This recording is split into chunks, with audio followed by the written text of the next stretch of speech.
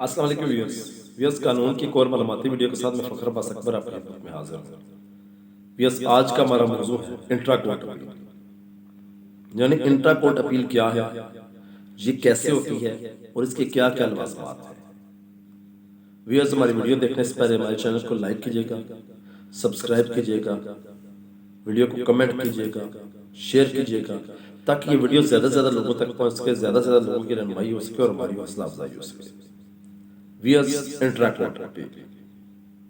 Intra court appeal high court میں دائر کی جاتی ہے، اور جس طرح اس کی جو نام ہے اس سے ظاہر ہے انٹرا کورٹ، یعنی یہ اسی کورٹ میں دائر ہے۔ انٹرا کورٹ اپیل کے بارے میں خاصہ لوگوں کے میں ابہام پایا جاتا ہے کہ کیا ہر اپیل کی انٹرا کورٹ اپیل ہوتی ہے یا ہر رٹ کی انٹرا کورٹ اپیل ہوتی ہے۔ تو اس کے بارے میں کلیئرٹی کرنے کے لیے، کلیئر کرنے کے لیے یہ ویڈیو ہم بنا رہے ہیں۔ اب انٹرا کورٹ اپیل کیا ہے؟ انٹرا کورٹ وہ اپیل ہے جو کسی ہائی کورٹ کی سنگل بینچ کے فیصلے کے خلاف 2 یا 3 ججز کے سامنے کی جاتی ہے، یعنی ہائی کورٹ کا فیصلہ ہو، اس کی لازمات پہلا سنگل بینچ کا ہو، اور وہ اسی ہائی کورٹ میں ہوگا 2 یا 3 ججز کے سامنے، تو اس کو انٹرا کورٹ اپیل کہتے ہیں۔ اب دوسرا، وہ فیصلہ ہائی کورٹ کے یعنی آئین پاکستان کے کسی یعنی جو 199 آرٹیکل ہے اس میں کسی ہیبیس کارپس کی پیٹیشن کا نام وہ آرٹیکل 199 کے تحت ہو تو اس پہ انٹرا کورٹ اپیل لگتی ہے۔ یعنی میں تھوڑا سا اس کو سادہ کر دیتا ہوں کہ وہ فیصلہ جو ہائی کورٹ کی جو اس کی جو اوریجنل سول جورسڈکشن ہے اس میں اگر آئے گا تو اس کی انٹرا کورٹ اپیل بنتی ہے، یعنی اوریجنل سول جورسڈکشن جو ہائی کورٹ کی یعنی جس میں اختیار سماعت ہائی کورٹ کو ہے،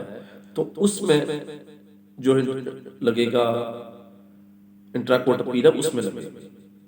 جس میں original civil jurisdiction high court کی نہیں ہے وہاں پہ انٹرا کورٹ اپیل نہیں لگے گی، یعنی اوریجنل سول جورسڈکشن جب ہائی کورٹ کی ہوگی تو اس میں جو فیصلہ ہوگا اس میں انٹرا کورٹ اپیل ہوگی۔ اب اس میں سے ایک اور بھی بات وہ یہ ہے کہ کبھی بھی اس فیصلے کے خلاف انٹرا کورٹ اپیل نہیں لگے گی جس میں اپیل، ریویو یا ریویژن کا حق ہے۔ یعنی فرض کیا ایک فیملی فیصلہ ہے، اس کے خلاف جب اپیل کا حق آپ کے پاس ہے تو اس میں جب آپ اوپر جاتے ہیں ہائی کورٹ میں تو اس کے اگینسٹ انٹرا کورٹ اپیل نہیں لگے گی۔ جو فیصلہ ہونے کے بعد ڈائریکٹ آپ نے ہائی کورٹ کو اپروچ کرنا ہے، آپ کے پاس کوئی ریمیڈی اویلیبل نہیں ہے، تو اس جو فیصلہ ہوگا سول جورسڈکشن کا جو ہائی کورٹ کا اس کے اگینسٹ انٹرا کورٹ اپیل لگے گی۔ اور ایک اور آخری بات اس کی وہ بڑی خاص ہے، وہ یہ ہے کہ یہ انٹرا کورٹ اپیل کی جو میعاد ہے وہ 20 دن ہے، اور اس میں اٹیسٹڈ کاپی لینے کی ضرورت نہیں ہے، یہ ڈائریکٹ بھی لگ سکتی ہے۔ یعنی اس کی ایک اور جو خاص لمیٹیشن والی بات ہے اس میں وہ یہ ہے کہ اگر آپ نے اٹیسٹڈ کاپی لینے میں ٹائم ضائع کر دیا اور 20 دن سے اوپر ہو گیا تو پھر وہ ٹائم بڑھ گیا، کیونکہ اٹیسٹڈ کاپی لینے کا جو وقت ہے وہ انٹرا کورٹ اپیل کے معاملے میں منہار نہیں کیا جائے گا،